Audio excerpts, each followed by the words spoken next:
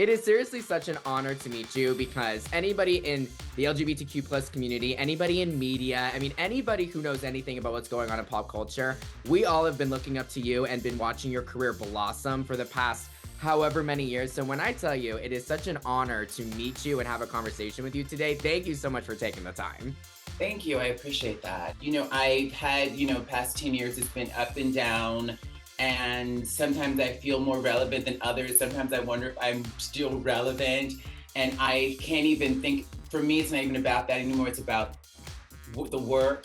Yes, let's jump right into it because we have so much that we have to talk about, and I just love everything that you're doing. You have this new music project coming out, and let me just tell y'all, I have seen the music video, I have seen the social teasers. Miss Laverne Cox, as usual, is feeding us. This is the first time I've actually done press about the TripHopera project. So this is Gretchen, a TripHopera Part 2. And the story of Gretchen is basically about this young girl. She's 16, 17. It's really her sexual awakening. What I realized recently is that I think I was so drawn to this music because I was tormented by my own sexuality. I was attracted to boys. I was assigned male at birth. I was a Christian girl. And I was told that this was a sin and it was wrong.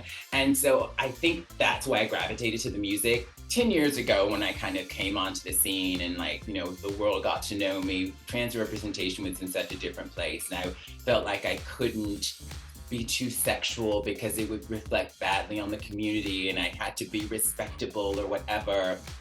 And I've let most of that go. And I knew I wanted to do the lap dance thing. A lot of men find that they're attracted to trans women is through sex work, is through porn.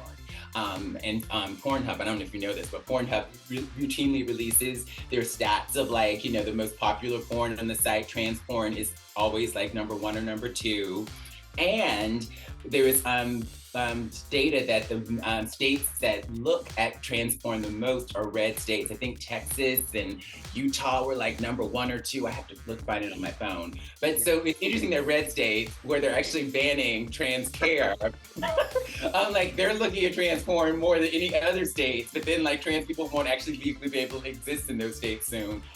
That's a whole other conversation. But so often men find out they're attracted to trans women through sex work. So I wanted to sort of play with that. But I'm 51. So when I transitioned in the 90s, all the guys I was meeting were straight identified men. I didn't meet men who identified in the queer spectrum who were attracted to trans women. I met men who were into women, and trans women were included in that. And that's generally the kinds of men I've dated, but a lot of those men are often tormented and tortured by their desire for trans women. They want to keep us a secret.